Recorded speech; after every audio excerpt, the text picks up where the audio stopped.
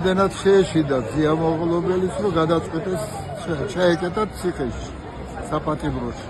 როგორცაც ძალიან დიდი ძალა ჰქონდა და აქვს კიდეც. ეხლაც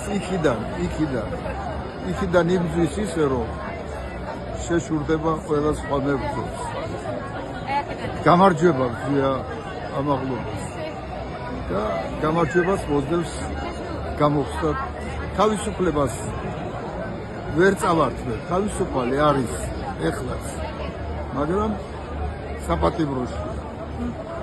ეხლა ისეთი რამეები ხდება, რაც არც გაგვახსენდება, არც ყოფილა და ღმერთმა ხრად ნუღა გაგრძელდება. რა სილაზე, აი მე ის მეწოდება უბრალოდ ის პოლიციელი ამოდენა ოყლაკი ქალის სილაზე ჩივის მოქცეულიყო წესიერად და სილას არ მიიღებდა. აი ეს კომიკური არ არის, მაგრამ არც ტრაგედია. უბედურება. უნდა მოვიცილოთ ეს ჭირი.